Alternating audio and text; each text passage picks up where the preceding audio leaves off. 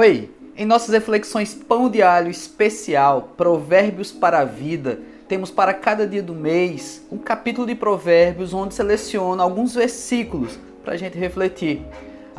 Eu pesquisando no YouTube descobri que Provérbios para a Vida também já foi usado em séries de outros pastores, inclusive um pastor que eu tenho muita admiração, que é o pastor Roberto Amorim, da Igreja Batista do Farol, em Maceió, Alagoas. Então um abraço ao pessoal dessa igreja e um abraço ao pastor Roberto Amorim, a quem eu admiro muito, né? Na verdade, Provérbios, se fosse registrar, seria ao registro de Deus, né? Porque foi ele que inspirou esses provérbios. E para a vida, se for registrar também, quem me registrou foi minha mãe, né? Então assim, também não temos domínio sobre essas palavras. Então que Deus abençoe aí todos que têm essa maravilhosa ideia.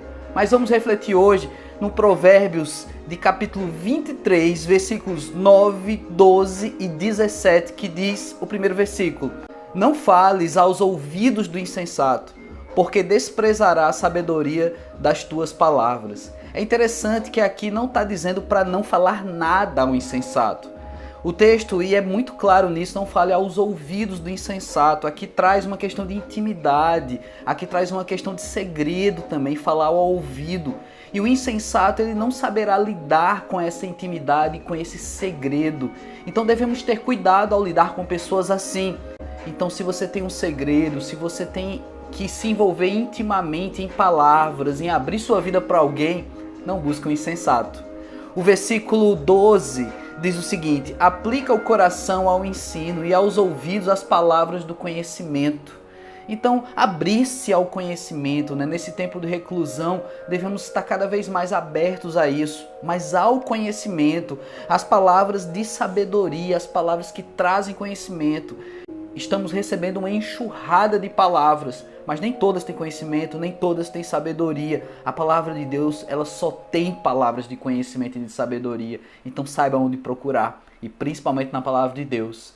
E o versículo 17 diz: Não tenha o teu coração inveja dos pecadores, antes no temor do Senhor perseverarás todo dia. Então muitas vezes a gente fica com inveja de quem, e mesmo em meio ao caos como esse, está passando bem, está tudo bem, aparentemente, não tem inveja dessas pessoas, principalmente dessas que são pecadoras, porque o temor do Senhor é que a gente tem que perseverar. Então venha e busque ao Senhor, tenha temor pelo Senhor, busque olhar para o Senhor e pare de olhar para o seu irmão. Parece que até nesses tempos de dificuldade, com essa questão do vírus, a gente ainda está olhando para a grama do vizinho.